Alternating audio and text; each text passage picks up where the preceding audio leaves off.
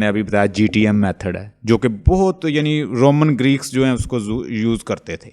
Roman Greek से चला आ रहा है, इवन कि ग्रीक लैटिन लैंग्वेज जो थी, इंग्लिश जब इंग्लैंड के अंदर लैटिन लैंग्वेज बड़ी प्रोमिनेंट थी, तो लैटिन लैंग्वेज को पढ़ाने के लिए, लैटिन लैंग्वेज को सिखाने के लिए लोग GTM मेथड को इस्तेमाल करते थे। मतलब ये बड़ा पुराना मेथड है। तो ये होता है पर्टिकुलर प्रोसीजर, और जिसके लिए आप किसी टास्क को अकम्प्लिश करते हैं या कंप्लीट करते हैं या फिनिश करते हैं और अपने रिक्वायर्ड जो एंड्स हैं या ऑब्जेक्टिव हासिल करते हैं। It's a procedure, it's a technique, it's a particular way of dealing with the problem to achieve certain task. So way of doing something, procedure, technique, way of handling the problems in a way to achieve your required task. Make sure it's a practically, it's a action, it's a verb, it's a way of doing something. ये एक action की form में होता है। मतलब आपके पास एक पूरा प्रोसीजर होता है, माइंड में पहले ही अप्रोच होती है कि मैं इसको इस तरह से करूँगा, और आप उसको इम्प्लीमेंट कर देते हो क्लास में। तो इसमें मैं बहुत सारे मेथड इस्तेमाल कर सकता हूँ। मेरे पास GTM मेथड है, ठीक है, मेरे पास कम्युनिकेटिव मेथड है, मेरे पास TPR मेथड है, टोटल फिजिकल रिस्पॉन्स, मेरे पास सजेस्टोपीडिया है, ठीक है, मेरे पास इसके अलावा डायरेक्ट में DM जिसको कहते हैं, मेरे पास ऑडियो लिंगुअल मेथड है, ठीक है, और मेरे पास इक्लेक्टिक मेथड है। इक्लेक्टिक मेथड जिसको मैंने आपको बताया कि ये एक ब्लेंड है, अप्रोच है। और ये अप्रोच इक्लेक्टिक मेथड एक ऐसा मेथड है जिसमें ये सारे मेथड को कॉम्बिनेशन की जो गुडनेस है वो सारों से उठाई जाती है, और जहाँ पे जैसे प्रॉब्लम आ रही होती है क्लास के अंदर उसको डील कर लिया जाता है। मिसाल के तौर पर आप रशियन पीपल को इंग्लिश सिखाना चाहते हो, आपको अब रशियन नहीं आती, आपने उनको इंग्लिश सिखानी है। फर्स्ट या डिफ़िकल्ट प्रॉब्लम तो आ गया यहाँ पे, यानी आपने रशियन को क्या पढ़ाना है, आपको रशियन नहीं आती लेकिन रशियन स्टूडेंट आपके पास आ गया है। अब आप उस रशियन स्टूडेंट को आपने क्या सिखानी है, इंग्लिश सिखानी है। कैसे सिखाएंगे फौजिया? आप इन मेथड से फिर कोई मेथड ऐसा इस्तेमाल करेंगे जो आपकी हेल्प करे। तो मेरे ख्याल में जो बेस्ट मेथड है वो इसके लिए होगा डायरेक्ट मेथड, ठीक है। आप सीधा टारगेट लैंग्वेज पे उसे ले आओगे, और क्या करोगे, अगर आपने उसे बताना है कि दिस इज सन, तो वो तो सन को नहीं जानता सन का मतलब क्या होता है, तो आप उसको सन की पिक्चर दिखाएंगे, ठीक है। आपने उसको कुछ बताना है कि this is glass of water, तो वो ग्लास को नहीं जानता, तो आप उसे ग्लास दिखाएंगे तो वो अपनी लैंग्वेज में खुद ही उसको कर लेगा simulate. Understand? So this way you can teach the as student. we teach to our children. Yeah, of course. Apple, So cat. so this way direct method will help you out. So I am talking about method is a total procedure, technique, and a way of handling the problem in a way to achieve your desired task and objective. तो ये तो हो गया method जो आप physically implement करते हो और एक एक्शन की फॉर्म में होता है। But how about the approach? What is approach? Approach क्या है?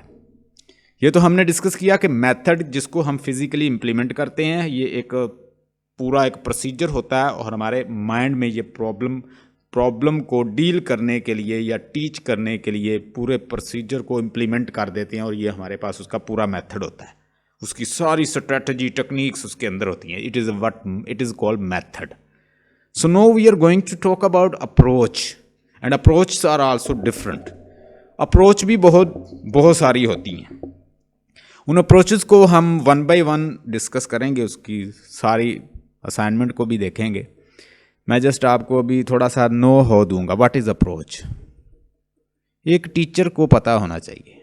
Fauzia, what is approach? Approach का मतलब होता है वैसे नियर एंड नियर, किसी प्रॉब्लम। हाँ बोले। I think so. Being a teacher, approach which I can understand that approach of students in front of me, and how I can go through their minds, and can get their problems and their bafflements. Yeah. Approach mean, now listen to me. Approach mean to come near and nearer. Okay, to deal with problem. जो problem है उसके नज़दीक जाना, वैसे कहते हैं ना कि कैसे, how you are going to approach it, how you are going to near and near it, किसी चीज़ के करीब से करीब चले जाना, ठीक है, उसको वैसे अप्रोच कहते हैं।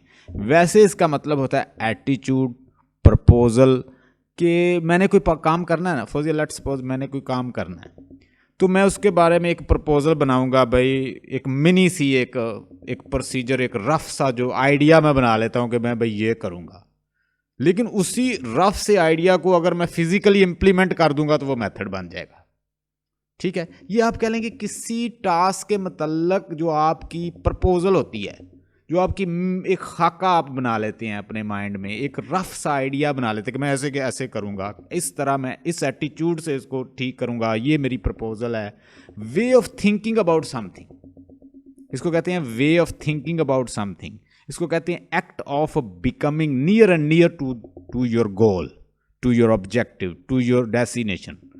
थ्रेटिकल वे, ये एक थ्रेटिकल वे है लैंग्वेज को, लैंग्वेज के बारे में, यानी लैंग्वेज टीचिंग के बारे में जो आप थ्रेटिकल व्यू बनाते हो उसको अप्रोच कहते हैं। यानी ये थ्रेटिकल है लेकिन ये इम्प्लीमेंट में नहीं होता। जब इम्प्लीमेंट में चला जाता है ये, तो फिर क्या बन जाता है, ये बन जाता है मेथड। थोड़ा सा आइडिया अब क्लियर हुआ होगा। ये क्या है, जस्ट उसके बारे में जो आप प्लान बनाते हो, जो प्रपोजल बनाते हो, जो थ्योरी तैयार करते हो कि मैं इस तरह ऐसे अप्रोच करूँगा इसको, इस तरह ऐसे हल करूँगा, इस तरह ऐसे जाऊँगा इस मसले की तरफ, और ये मेरा बेस्ट प्लान है। जो आप प्लान बनाते हो, जो आपका थ्रेटिकल व्यू है, जो आपका आइडिया है, उसके मतलब करीब से करीब जाने का, आप अपने मकसद को हासिल करने के लिए टीचिंग किस तरह से आप करोगे, वो सारा जो आप प्लान रफ सा लिखते हो वो आपकी अप्रोच है।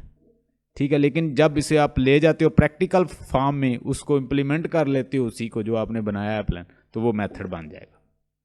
तो theoretical way of dealing the problem, theoretical way of talking about something, और ये क्या होता है, act of becoming near and near to your goal.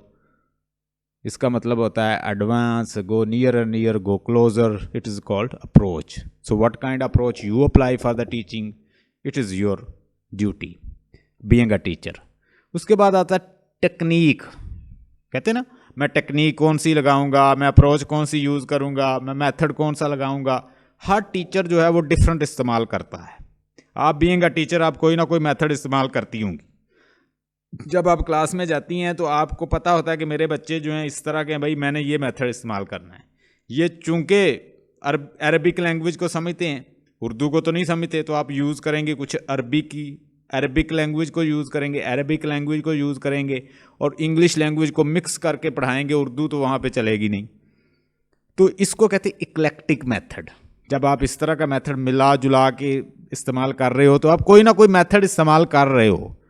Linguist और साइकोलॉजिस्ट और इस तरह के बड़े बड़े जो एक्सपर्ट हैं, उन एक्सपर्ट ने इसके ऊपर पहले से वर्क किया हुआ है। यानी ये बड़े एस्टेब्लिश्ड थॉट्स होती हैं, ये पहले से लोगों ने इनको इम्प्लीमेंट किया हुआ है। यानी अगर आप बहुत सारे मेथड को मिला के एक मेथड बनाया हुआ तो वो भी एक मेथड ही है। इस पे रोमन ग्रीक्स जो हैं उस वक्त के जो वर्ड्स हैं उनके मीनिंग मौजूद हैं। इक्लेक्टिक का मतलब होता है टू मिक्स अप। टेक्निक का मतलब क्या होता है, way of carrying out task, कि आप टास्क को किस अंदाज से कैरी आउट करते हो, इंप्लीमेंट करते हो, किस तरह उसको लेके चलते हो, उसे कहते हैं technique. Skill, ability, particular field, उसको कहते हैं टेक्निक। उसके बाद स्ट्रेटजी। अब strategy is also a different, it has different meaning. Strategy का मतलब होता है कि ऐसा प्लान लॉन्ग टर्म, जब आप मकासद हासिल करने के लिए जो प्लान बनाते हैं उसे कहते हैं स्ट्रेटजी। ये भी लिख लें। स्ट्रेटजी का मतलब होता है ना, को किस तरह से किस अंदाज से आप मसले को हल करेंगे। आपके पास क्या आपके पास जनरल प्लान, क्या मतलब है इसका, जनरल प्लान आपका क्या है कैरी आउट करने का। अपने प्लान को आप किस तरह कैरी आउट करोगे, किस तरह पढ़ाओगे। भाई आप एक लंबा प्लान बनाते हैं उसके लिए। It tell how goal and will be achieved by means, कौन से रिसोर्सेज इस्तेमाल करेंगे, कितना पैसा लगेगा, कितने रिसोर्सेज लगेंगे, कैसे आप उसको उसको हल कर लोगे मसले को। इसके लिए एक लॉन्ग टर्म प्लानिंग बनाते हैं, लॉन्ग टर्म एक इसके लिए प्लान बनाते हैं। उस लॉन्ग टर्म प्लान को कहते हैं strategy. So there is a difference between approach and strategy. There is a difference between approach and method. There is a difference between technique and the strategy. Technique के दरमियान और strategy के दरमियान भी फ़र्क है। उसका मतलब है कि आपके पास ख़ास स्किल है, टेक्निक है और आप किसी मसले को हल कर लेते हो। लेकिन स्ट्रेटजी लंबा प्लान है किसी चीज़ को हल करने का। कल मैंने शायद आपको बताया हो, एक होता है मिशन। जो बड़े बड़े जो इंडस्ट्रियलिस्ट हैं या बड़े बड़े जो विजनरी पीपल हैं, बिल गेट जैसे, वो पहले क्या बनाते हैं, मिशन, कि हमारा मिशन क्या है। और मिशन के बाद उनके पास एक होता है विजन। मतलब उनके पास अगर $2 बिलियन की इन्वेस्टमेंट उन्होंने की है तो वो उसको किस पे लेके जाते हैं, अपने विजन से। उससे कहते हैं कि 14 बिलियन मैं इससे हासिल करूं 2 से। तो उसके लिए फिर वो इस्तेमाल करते हैं अपने विजन को। मतलब फिर उसके लिए long term, short term planning करते हैं। तो इसी तरह एक मिशन होता है कि मैं कहाँ हूँ, वेयर, मैं कहाँ खड़ा हूँ, ठीक है, मैं कहाँ हूँ और मैंने जाना कहाँ तक है, 14 बिलियन पर। 2 बिलियन की इन्वेस्टमेंट तो 14 बिलियन लेने हैं। तो these are the missions and visions and technique, strategy, approach, method. और इन सब को रियलिटी, ये सारी टेक्निक अपना के वो रियलिटी बनाते हैं, अपना विजन बनाते हैं फिर। सो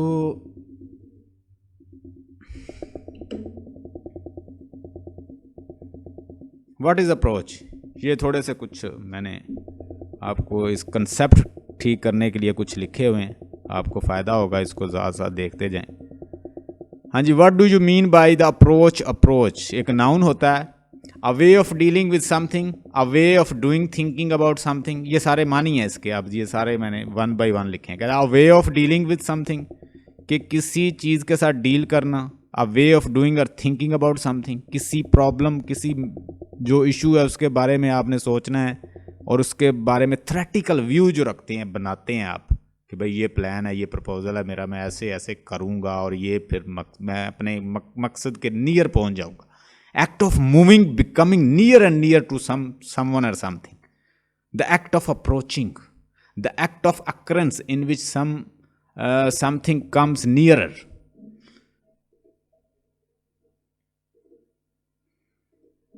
अप्रोच की समझ आ गई फौजिया? जी sir. What is an approach to the teaching. अब टीचिंग के अंदर एक अप्रोच से क्या मतलब है? An approach is a way of looking at teaching and learning. ये अप्रोच जो होता है ना, ये लर्नर की तरफ से भी होता है और ये टीचर की तरफ से भी होता है। मतलब मैं टीचर हूं तो मैंने अप्रोच क्या करना कि मैं किस तरह से मैं स्टूडेंट को अच्छे से अच्छा डिलीवर कर सकूं। ये मेरी अप्रोच ये होगी, कितना मैं कैसे, किस मेथड से मैं ज़्यादा करीब चला जाऊंगा कि ये मेरा जो टास्क है ये अचीव हो जाए। लेकिन उधर से लर्नर भी एक प्लानिंग कर रहा होता है। बाज़ का लर्नर कहता है कि मैं किस तरह से ज़्यादा सीख सकूंगा, आगे बैठूं, टीचर से क्वेश्चन करूं और किस तरह से क्या मैं ग्रुप में वर्क करूं। उधर से टीचर और लर्नर भी कुछ ना कुछ सोच रहा होता है। Underlying and language teaching approach is a theoretical way of what language is. ठीक है, ये थ्रेटिकल वे होता है।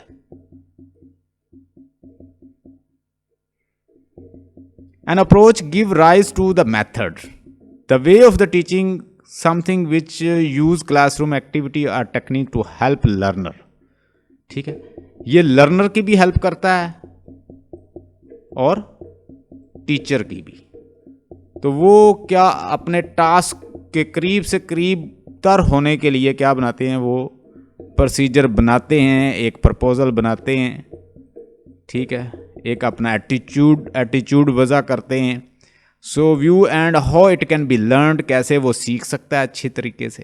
An approach rise to the method, और अप्रोच जो है वो किसकी तरफ लेके जाती है फिर। अगर अप्रोच नहीं है तो मेथड फिर कभी भी आप कोई अच्छा मेथड नहीं तैयार। अप्रोच किसकी तरफ लेके जाती है, ये लीड करती है हमें किसकी तरफ, अच्छे मेथड की। अगर आपकी अप्रोच ठीक है, अप्रोच कोई अपने टास्क तक पहुंचने के लिए अप्रोच अच्छी इस्तेमाल की तो आपका मेथड भी अच्छा ही होगा। तो approach help you to get a good method. तो ये सारी अप्रोच हैं जो इस्तेमाल होती हैं। Different teaching approaches, enhancing professional practice, engaging learner environment, teaching strategy, assessing student, creating learning material, applying technology, curriculum design। देखिए ना, ये अप्रोचेज़ आपकी हेल्प करती हैं ताकि आप मेथड अच्छे से, अगर आपने असेसमेंट ही नहीं की स्टूडेंट की कि आपके स्टूडेंट किस स्टैंडर्ड के ऊपर खड़े हैं, आपके स्टूडेंट जो हैं वो किसी विलजियर बैकग्राउंड से ताल्लुक़ रखते हैं और उन्हें पता ही नहीं है इंग्लिश लैंग्वेज का, आप उनसे साथ इंग्लिश बोलते जाएं क्योंकि आपने अप्रोच ही नहीं बनाई उनके बारे में।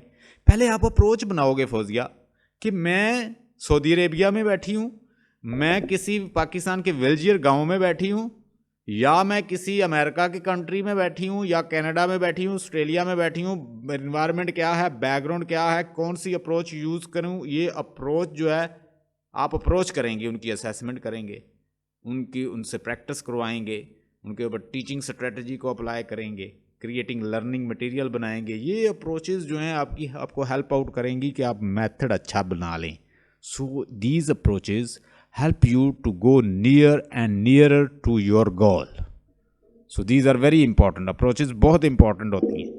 ये पता चल जाता है कि हम क्या करने जा रहे हैं, कैसे टीच, किसको, कहाँ पे, किस जगह पे, उनका असेसमेंट क्या है, उनको असेस कर लेते हैं आप, और जो आपको चीज़ें ज़रूरत होती है फिर आप उसका एक प्लान बना लेते हैं। मेथड और approaches. Approach provide principle to decide what kind of content and what sort of procedure are appropriate. अब अप्रोच देखें, वही चीज़ मैंने पहले जो बताई कि ये एक थ्योरेटिकल इन्फॉर्मेशन है, ये प्रैक्टिकल नहीं है। It's just tell you plan, it's just a proposal. And sir, there are some teachers, of course, this is very good. Today, believe me, today I got the meaning of approach exactly. And there are, of course, there are some teachers, even I have experience, they don't know the approach of the student and they just starting teaching them. Yes, of course, I got it. Exactly, they are teaching without approach, and when they say that I have taught a lot to my student and getting nothing. Yeah, and they are reading only slide to slide, and they thought that they have conveyed their knowledge to the student, but that's why I'm here today with Sarana. Yeah, you have to get, first of all, you devise approach, you will come to know, you will assess student, and then you will plan strategy, you will even plan your material, you will prepare task based material, you will prepare certain things for your students, material for your students, so that I will approach you this and that way. मिसाल के तौर पर आपने लाहौर जाना है, ठीक है, लाहौर में भी आपने DPS में जाना है। अब मुझे DPS का पहले तो मैं अप्रोच करूँगा, भाई मैं यहाँ से फलां गाड़ी पे बैठूँगा, और हाँ यहाँ से मैं किसी से पूछूँगा पहले कि भाई DPS कहाँ है लाहौर में, उसमें कौन सी वैन जाती है और कितने बजे जाती है, और मुझे कहाँ पे खड़ा होना चाहिए। जब मैंने ये सारा कुछ बना लिया, प्रपोजल या मैंने अपना एक प्लान, फिर उसके बाद जब मैं इम्प्लीमेंट करता हूँ फिजिकली, वो मेरा मेथड हो जाएगा। अंडरस्टैंड?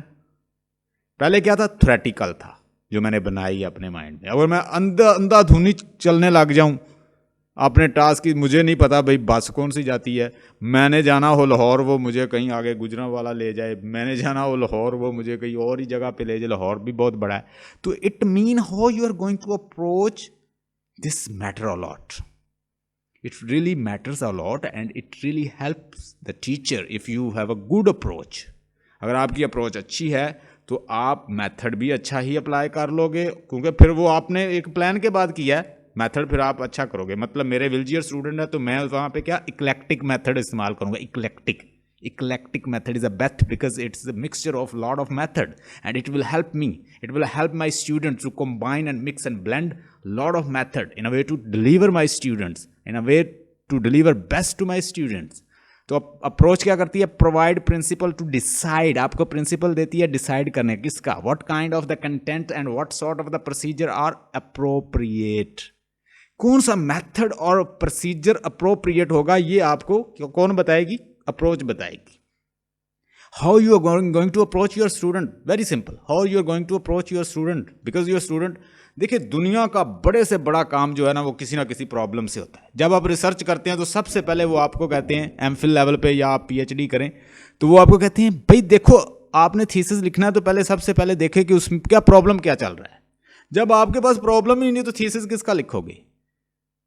सबसे पहले फाइंड करें यार क्या है, मतलब मैं पढ़ा रहा हूं तो क्लास में क्या प्रॉब्लम आ रहा है। स्टूडेंट की रिटेंशन का प्रॉब्लम है, स्टूडेंट मेमोराइज नहीं अच्छी तरह से करते, स्टूडेंट का इंटरेस्ट नहीं है। ठीक है, अब आजकल बहुत बड़ा मसला है कि क्लास में टीचर पढ़ा रहा होता है तो स्टूडेंट बोर हो रहे हैं। ठीक है, तो आप रिसर्च कर सकते हैं कि जो multiple instruction disturb student, distort the minds of the impact of multiple instruction distorts the mind of the student at elementary level or primary level। जी मुझे प्रॉब्लम मिल गया कि जब हम बहुत ज़्यादा वर्क दे देते हैं, होमवर्क या बहुत ज़्यादा इंस्ट्रक्शन दे देते हैं तो स्टूडेंट कंफ्यूज हो जाता है, बैफल हो जाता है। चलें जी हम इस पर रिसर्च करते हैं। हम इस पर रिसर्च करेंगे फौजिया, सबसे पहले इंट्रोडक्शन लिखेंगे। प्रॉब्लम हमारे सामने बन जाएगी कि ये कि ज़्यादा इंस्ट्रक्शन दे दी जाए, ज़्यादा सिलेबस दे दिया जाए, ज़्यादा काम दे दिया जाए, बच्चे कंफ्यूज हो जाते हैं, परेशान हो जाते हैं, काम नहीं करते, साइकोलॉजिकल डिप्रेशन और इस तरह के बहुत सारे मैं सवाल बनाऊंगा। उसके बाद मैं उसके ऊपर सर्च करूंगा, रिसर्च करूंगा, क्वेश्चन बन गए उसके बाद मैंने रिसर्च करनी है। ठीक है, उसमें मैं मतलब 2 ग्रुप ले लूँगा, फिर एक ग्रुप उनको मैं थोड़ा थोड़ा काम दूंगा और एक को मैं बहुत ज़्यादा ही पढ़ाता जाऊँगा। अब दोनों का मैं फिर 5 माह या 6 माह के बाद टेस्ट ले लूँ और उसके बाद दोनों ग्रुप को कंपेयर कर लूँ और उससे एक साइंटिफिक तरीके से उनका मैयर करूँ, उनकी डिविएशन कहाँ तक आई है, कहाँ तक वो उनके स्कोर आए हैं, उनका एनालिसिस करूँ, फिर रिजल्ट लूँ। ये होती है रिसर्च। तो approach, method, technique, strategy, mission और वो आपका विजन, ये सारी चीज़ें काउंट होती है। आप कैसे उसको रियलिटी बनाते हो, एक रिसर्चर जो होता है इन सारी चीज़ों से गुजरता है। मेथड, व्हाट इज मेथड, यानी अप्रोच क्या है कि प्रोवाइड प्रिंसिपल टू डिसाइड, आपको अपने प्रॉब्लम को किस तरह से डील करना है, किस तरह प्लान बनाना है। What kind of the current and what content and what sort the procedure are appropriate, कि कौन सा कंटेंट मेरे बच्चों के लिए ठीक रहेगा, किस कल्चर के हैं, कैसे हैं, असेसमेंट कर लें, मटेरियल बना लें, हर चीज़ बना लें, उसके बाद मेथड लगा लें जो अच्छा है। Got the point? No, come to the method, let's discuss about method. अब मेथड क्या है? ये तो हो गया कि कैसा मटेरियल बनाना है, असेसमेंट कैसे करनी है, कहाँ खड़े हैं मेरे बच्चे, मैं कहाँ खड़ा हूँ, मेरे पास मटेरियल कौन सा है और कौन सा बेस्ट रहेगा मेथड कल्चर और उनके असेसमेंट के हवाले से। अब आगे हम मेथड पे। मेथड हमारे पास मैंने बताया GTM है, ग्रामर ट्रांसलेशन, डायरेक्ट मेथड है, ठीक है, कम्युनिकेशन मेथड है और इक्लेक्टिक मेथड है। ठीक है, उसके बाद हमारे पास सुजेस्टोपीडिया है, TPR है, बहुत सारे मेथड हैं। जो मुझे अच्छा लगेगा मैं वो उसमें से जो मेरे कंटेंट असेसमेंट मुझे बताएगी। फॉर एग्जांपल मेरे कंटेंटमेंट कहते हैं कि GTM अच्छा है तो मैं GTM यहाँ पे लगाऊंगा। It is a how the teaching is to be conducted. अब ये कंडक्टेड का लफ्ज़ आ गया कि हमने प्रैक्टिकली क्या इम्प्लीमेंट कौन सा करना है। अब इस पर GTM करूँ, डायरेक्ट करूँ, कम्युनिकेटिव मेथड करूँ, ऑडियो लिंगुअल करूँ, इक्लेक्टिक करूँ, जोन सा TPR करूँ, जो मेरा मटेरियल और जो उनकी असेसमेंट मुझे बताएगी, मेरी प्रपोजल, प्लान, मेरी अप्रोच, उसके मुताबिक मैं फिर फिज़िकली यहाँ पे कंडक्ट करूँगा और वो लगाऊँगा प्रैक्टिकली क्लास के अंदर। It's a practical realisation of the approach, यानी जो आपने अप्रोच बनाई अब उसकी प्रैक्टिकल रियलाइजेशन होगी इसमें। So it is a practical implementation of the approach. जो अप्रोच का प्लान, प्रपोजल और जो भी बनाया वो आप प्रैक्टिकली इम्प्लीमेंट करते हैं प्रोसीजर के अंदर, मेथड के अंदर। Hope you got the point. अगर आपसे कोई भी पूछ ले एग्ज़ाम के अंदर तो आपको आना चाहिए कि अप्रोच ये होती है, मेथड ये होता है, हम मेथड कैसे इस्तेमाल करते हैं। तो ये शॉर्ट क्वेश्चन में आ सकता है। Technique, what is technique? Technique मैंने बताया था कि कोई ख़ास स्किल है आपके पास, उसको टेक्निक कहते हैं। Any of the wide variety of the activity devices in the language classroom for realising the lesson objective. It must be consistent with the method and harmony with an approach.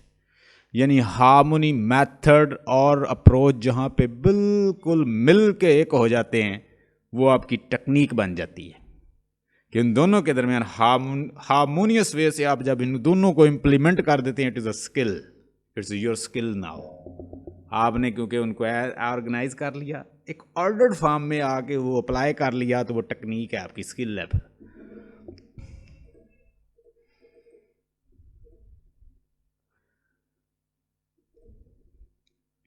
What is the method? The way what the teacher adopt to transmit content to the student is called the teaching method.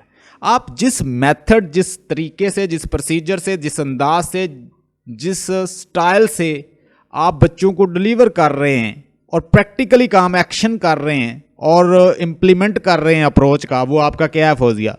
वो आपका method है। यही है इसकी। आगे, the way in which teacher uses activity learning objects for enhancement of the learning according to the objective is called the teaching method. आप low cost, no cost और जो भी आपके पास चीज़ें हैं, आप TPR से या GTM से या इक्लेक्टिक मेथड से या आप सजेस्टोपीडिया से या जिस मेथड के ज़रिए भी कन्वे कर रहे हैं, वो आपका मेथड बन जाएगा। Combination of the technique and activity, technique, activity, strategy, skill, approach और सारा जब मिल जाता है ये मेथड का, वहाँ पे इम्प्लीमेंट होता है ये। 8 इंग्लिश टीचिंग मेथड बड़े प्रोमिनेंट हैं, मैंने पहले ही बताया। Grammar translation method, direct method, audiolingual method, community language teaching, silent way, suggestopedia, total physical response, natural approach. इनको 1 by 1 इनके ऊपर इंशाल्लाह एक डिटेल लेक्चर होगा आपको किसी दिन। Approach versus method. What is approach and method? Approach and methods are two important concepts in performing any task. These two factors can actually decide the success of your task. ये दोनों, इन दोनों के दरमियान मैंने बताया कि जब ये दोनों हारमोनियस वे से इंप्लीमेंट होते हैं क्लास के अंदर, तो वो स्किल बन जाती है एक टीचर की। Approach is the way you are going to approach the project. Method is the way in which you are going to complete the project. This is the main difference between approach and method. यानी मैं simple word में बताऊंगा, जो आपका proposal है, जो आपने सोच रखा है कि मैं ऐसे ऐसे करूंगा क्लास के अंदर ताकि मेरे गोल हासिल हो जाए, मैं ज़्यादा से ज़्यादा करीब चला जाऊं, वो आपकी अप्रोच है। लेकिन जब उस अप्रोच को जो सोच रखा है उसको प्रैक्टिकली इम्प्लीमेंट कर देते हो क्लास के अंदर, वो आपका मेथड बन जाएगा, क्योंकि वो approach. So this way I got that approach meaning is thought that is all in your mind. Yeah. And method will when you will be practical. और आपको अप्रोच फौजिया ये देगी, अप्रोच, मेरी बात सुनिएगा, अप्रोच का मतलब तो वैसे ये होता है ना, आपने गोल के ज़्यादा से ज़्यादा करीब जाना, near and nearer to the goal, objective, and जो आप अचीव करना चाहते। लेकिन अप्रोच का मतलब ये है कि आप एक उसमें जज करते हो, देखते हो कि किस तरह मैं करीब जाऊंगी, देखते हो स्टूडेंट कहाँ खड़ा है, मटेरियल कौन सा है मेरे पास, कल्चर कौन सा है, स्टूडेंट कैसा है, किस तरह है, किस क्लास का है, क्या उसे मैं बताऊंगी। तो जब उसको फिर आप ये सारा कुछ कर लेते हो, तो आपके जहन में फिर साथ ये भी आ जाता है कि इसके लिए ये ठीक रहेगा, इसके लिए मैं इसको कैसे करूँगा, डायरेक्ट मेथड इसके लिए ठीक रहेगा, इक्लेक्टिक मेथड इसके लिए ठीक रहेगा, ऑडियो लिंगुअल इसके लिए ठीक रहेगा। तो फिर आप उसकी बेस पे मेथड इम्प्लीमेंट करते हो। अगर आप डायरेक्ट ही मेथड के ऊपर चले जाओगे तो फिर क्या होगा, that will be very difficult for the student.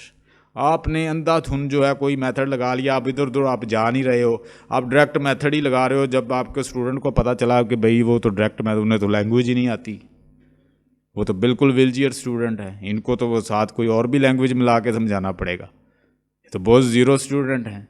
तो वो सारी चीज़ें आपको गोल जो है आपको अचीव करने में अप्रोच और मेथड मिल के आपकी हेल्प करेंगे।